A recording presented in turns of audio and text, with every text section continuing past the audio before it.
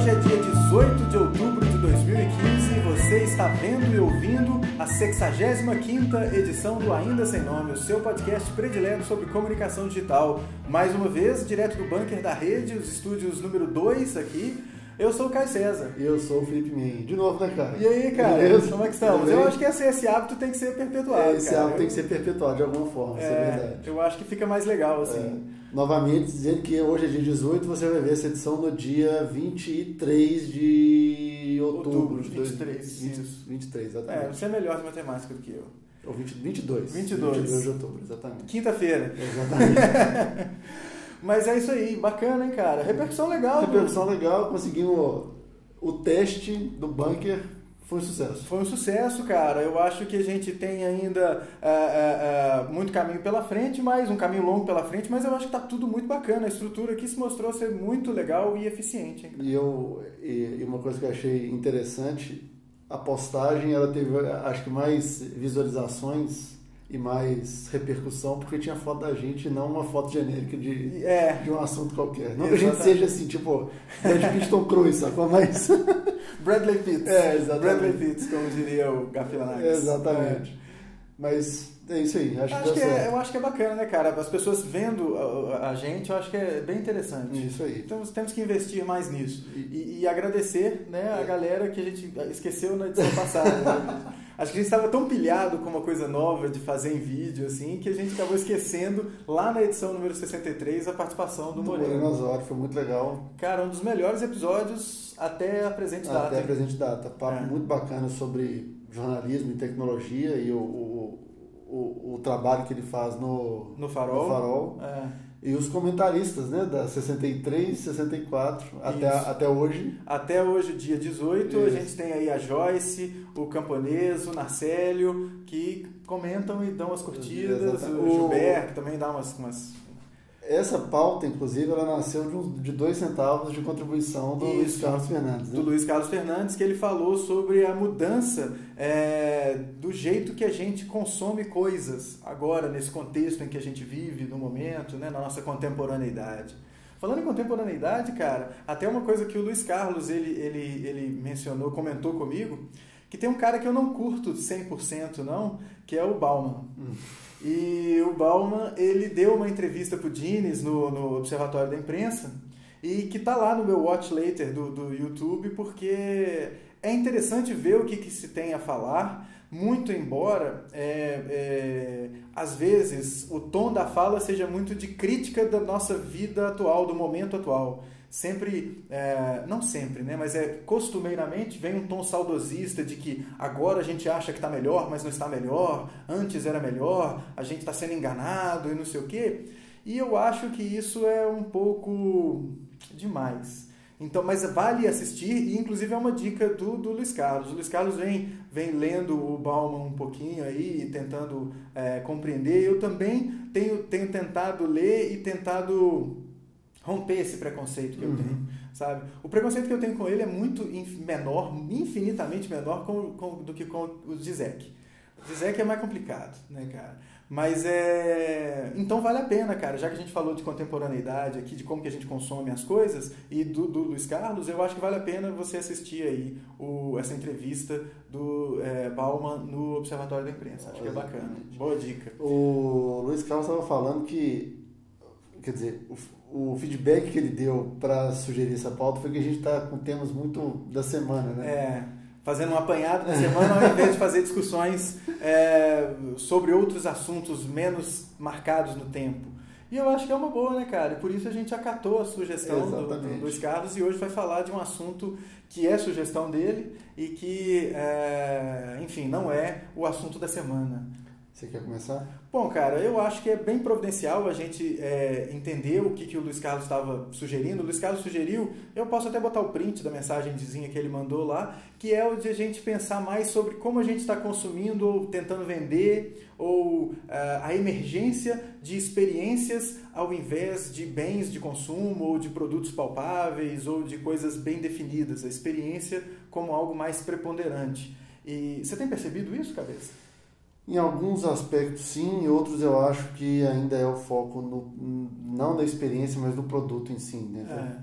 Pois é, se a gente for pensar na perspectiva do marketing, né, cabeça, desde, sei lá, anos 1970 e a década de 1970, a gente vê uma emergência de algo além das características físicas e palpáveis dos produtos para diferenciá-los, porque a produção começa a deixar, a produção em série, em massa, né, começa a deixar tudo muito parecido. Então um carro começa a ficar muito parecido com o outro, uma calça jeans muito parecida com a outra, um tênis muito igual, e aí o que vai fazer a diferença entre um e o outro não vai ser o produto físico em si. A experiência dele. Agora a gente vem ver a experiência, mas talvez naquele momento era o serviço, pós-venda, assistência, atendimento e tal. Os anos vêm passando, hoje isso se transforma num negócio muito maior, que é a experiência, que é desde o primeiro momento que você tem contato com a marca, depois como que você é atendido na loja, ou como que você é atendido nas mídias sociais e etc. Isso tudo faz uma experiência de compra maior. É um esquema que a gente vê muito bem feito, é impossível não falar, né, cara, nas lojas da Apple. A experiência Apple é uma experiência realmente diferente. Mas a gente tem visto isso de outra forma. Eu falando em produto, cara, recentemente aqui com a instalação do bunker, eu me vi voltando a usar o Windows, porque os nossos computadores aqui de edição e de tratamento, eles vão rodar o Windows com o software da Adobe. Uhum. E aí uma coisa que eu vi, a última versão do Windows que eu usei foi o Windows 7, que eu tenho numa maquininha virtual só para acessar o banco. Obrigado, Santander. Mas, então eu só ligava aquela máquina para acessar o banco, fazer qualquer coisa no banco, desligava aquela máquina. E agora, usando o Windows 10 com esses computadores daqui, eu vi uma diferença, cara. Microsoft eu acho que deu uma acertada, assim, tá? O negócio está bem, bem interessante. E o processo de compra da licença do Windows foi muito tranquilo. O processo de compra do Creative Cloud para usar o Premiere, o After Effects, etc., e o próprio Photoshop e tal, foi tudo muito tranquilo, uma coisa bem... O jeito que a Adobe se comunica com a gente no site ali, eu achei muito legal. Então, assim, não é uma coisa mais presa unicamente à Apple, não. Né? Mas a Apple é um expoente, é uma referência que a gente tem que prestar atenção nela. Né? A Apple, é um exemplo bom de quando qualquer tipo de lançamento de produto vira um negócio que toda a internet para falar.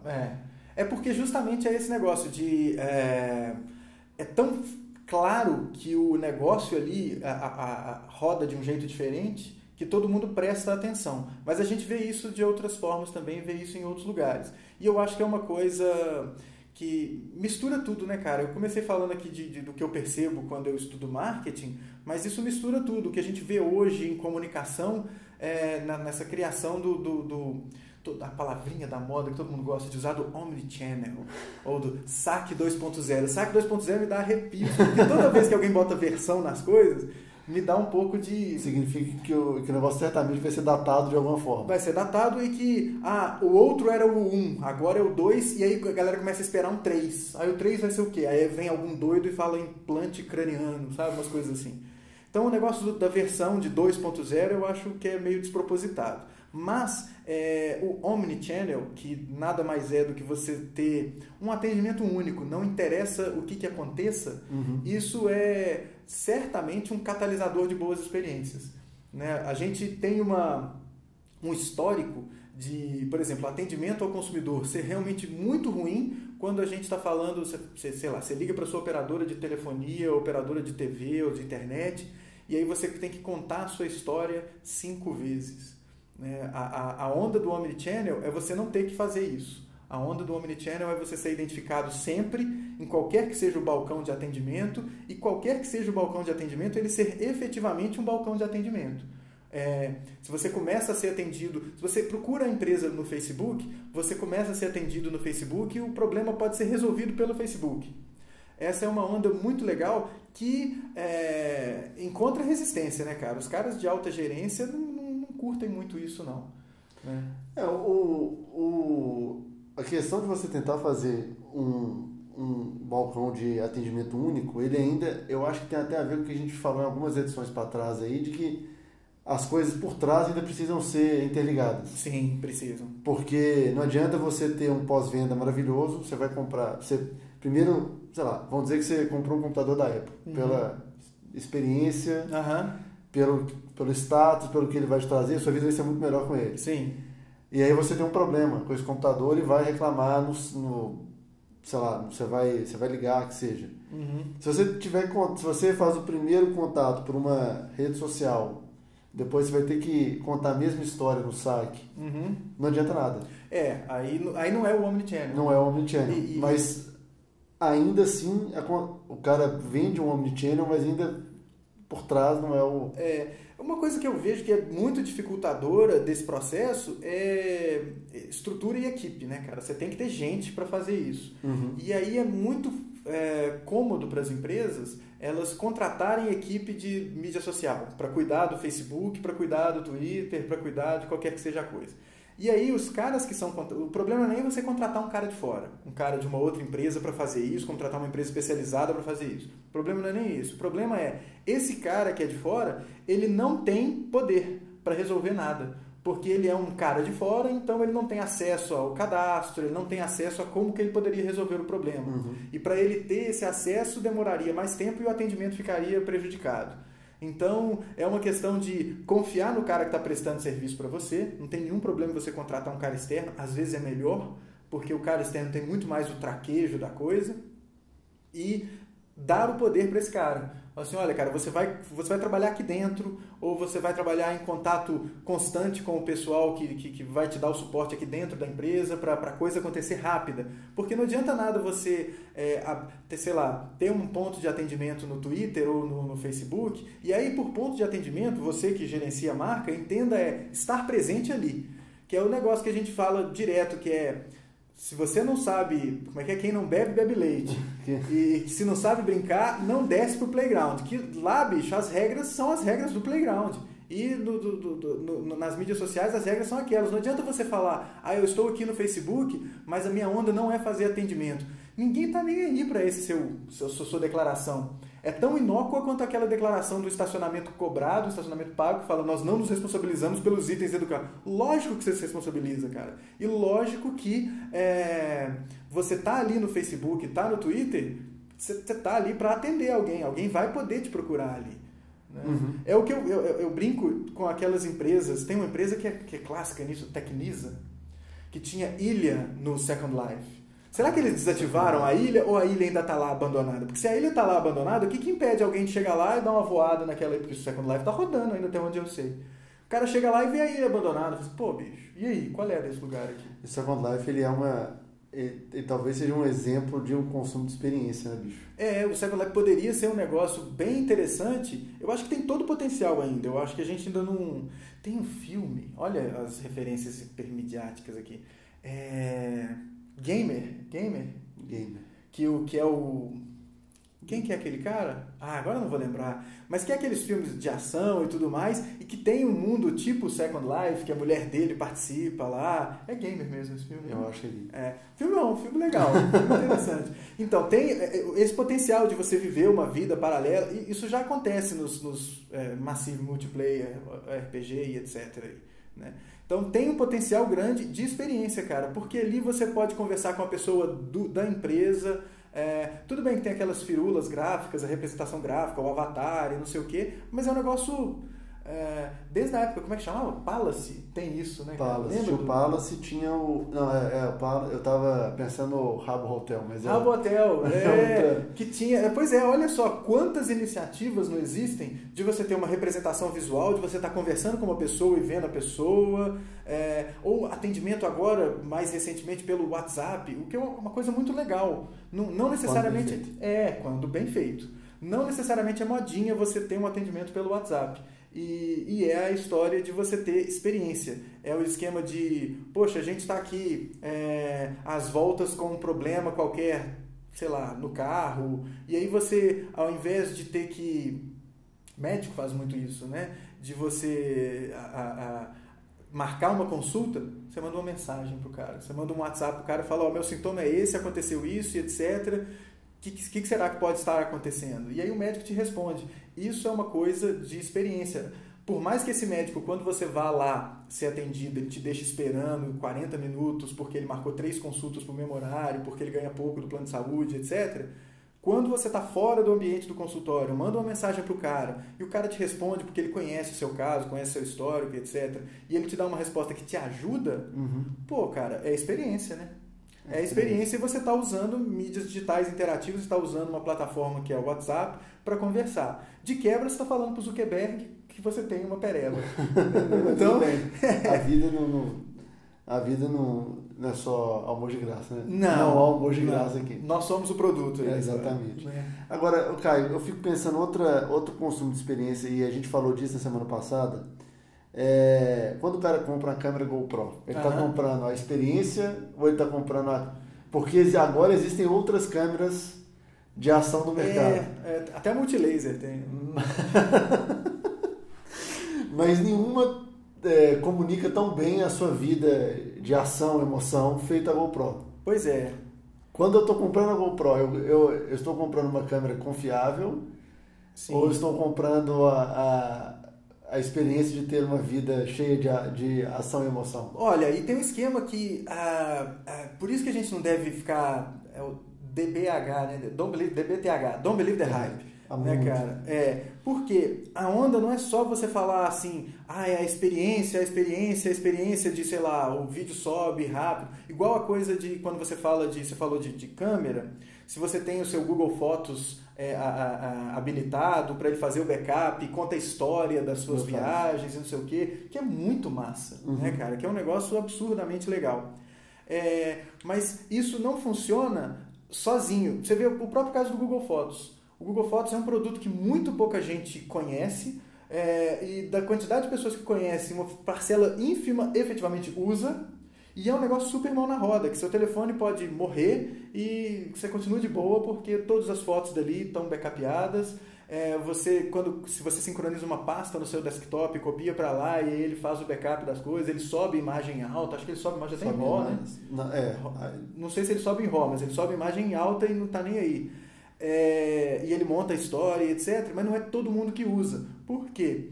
Acho que uma coisa que falta ao Google é o trabalho embora a gente veja isso em outras iniciativas, como os Doodles, etc., é um trabalho de consolidação da marca. Tá até marcado no meu ler mais tarde ali, uma coisa que eu vi hoje, que é uma entrevista do Eric Schmidt falando por que o Google mata produtos rapidamente. Acho que foi o Robert Scoble que compartilhou isso hoje de manhã, e eu coloquei no meu ler mais tarde ali, que se o produto não está crescendo muito rápido, quer dizer que ele não escala fácil, quer dizer que ele não é bom, então nós não vamos dar sequência ao produto.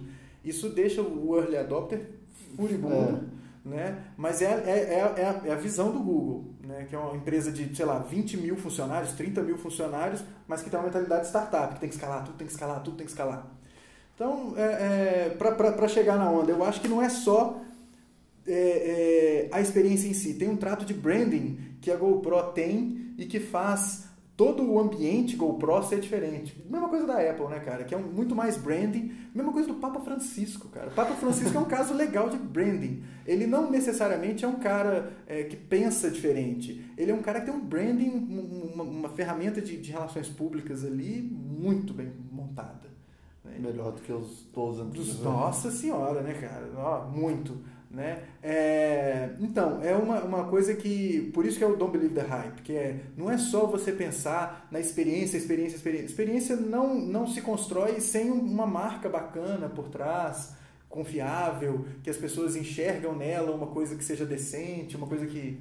Mas olha só, no caso do Google Fotos, ele é um spin-off do Google Plus. Do Google Plus. Que era a única função que, fora o Hangouts, que efetivamente funcionava no Plus, era a questão das fotos. Exato.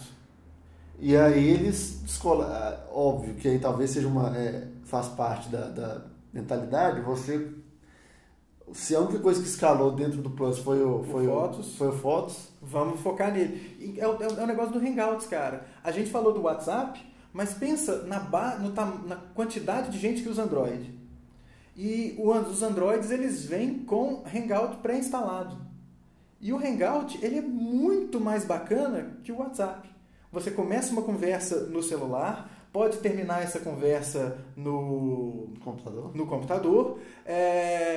Enfim, você pode fazer e acontecer. e recursos que no WhatsApp veio aparecer depois, negócio de grupo, você pode começar a chamar em vídeo, fazer ligação e tal. Acessar a plataforma web.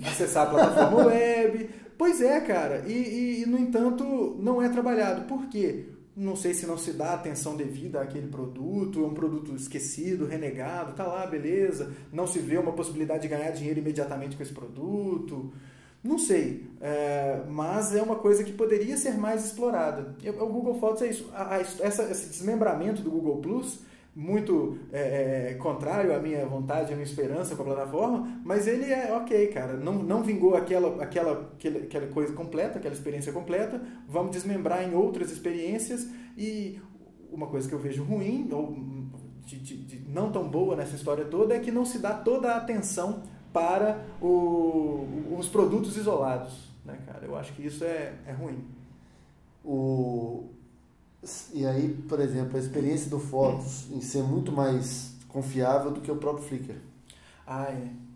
Pois é. Embora o Flickr, para a comunidade fotográfica, o Flickr seja mais relevante no sentido de você mostrar seu trabalho, conseguir ser achado, ter o esquema de você vender as fotos, disponibilizar em Creative Commons, que é lindo, só que a API é uma bosta, o carregamento é lastimável.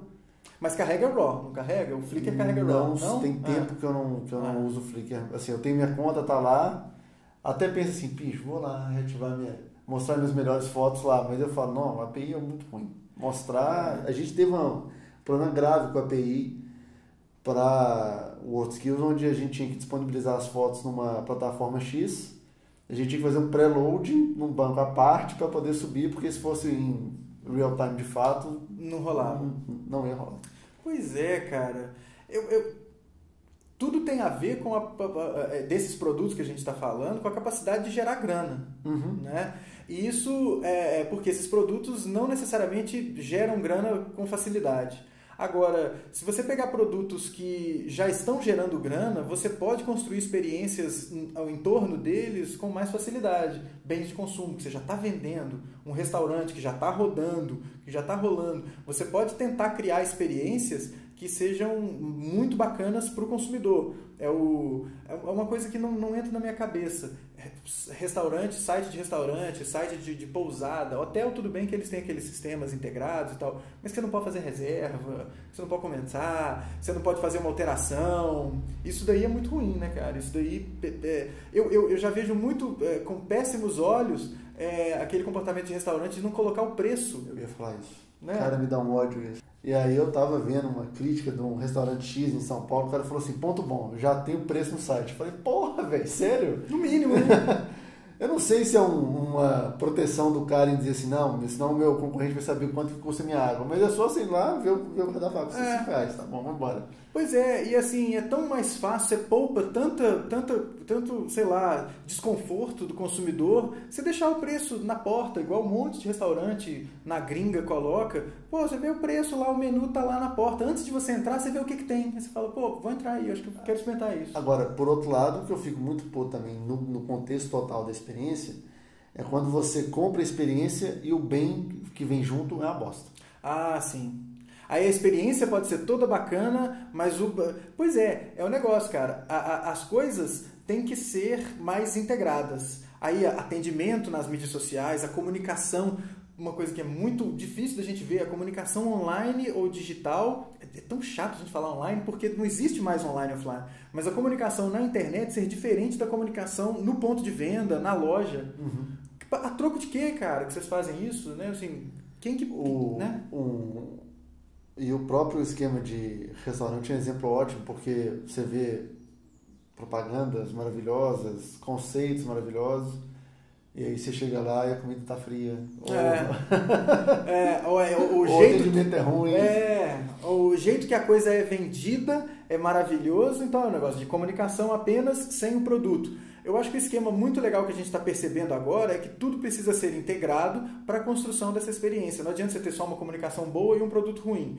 Não adianta você ter só um produto bom e uma comunicação ruim, no caso do Google Fotos. Não adianta você ter só uma perna da coisa funcionando bem e os outros aspectos mal construídos. as coisas têm que estar integradas. Se elas estiverem integradas e falando a mesma língua, a gente está num caminho bom. O próprio, a gente falando de Windows e tal, não tinha nada mais frustrante do que instalação de produto. Você comprava um software X, ou comprava um sistema operacional X, e ele é lindo, ele é maravilhoso, ele vai resolver sua vida e falha no finalzinho da instalação. Ou ele tem compatibilidade com uma coisa que você tem ali.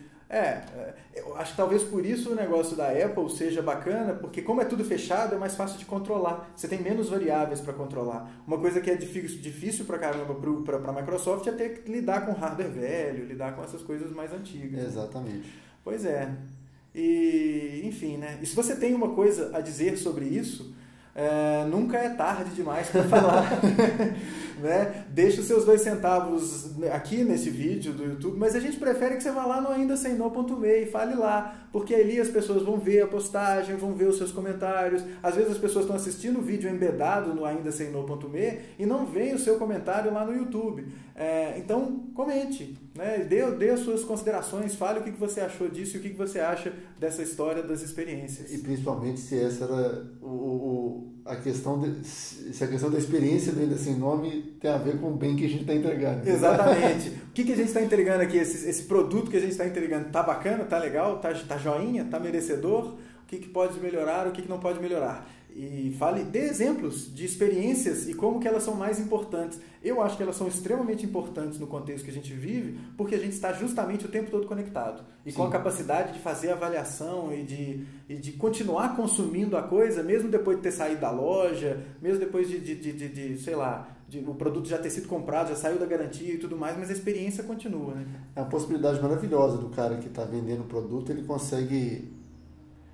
se receber bem os feedbacks, transformar ou colocar bem e experiência no mesmo nível. Exatamente. E entender como é que as pessoas estão usando, né, cara? Eu acho que tinha que ser se eu estou vendendo a experiência tal, é porque eu quero que o meu bem seja no mesmo patamar ali, no mínimo.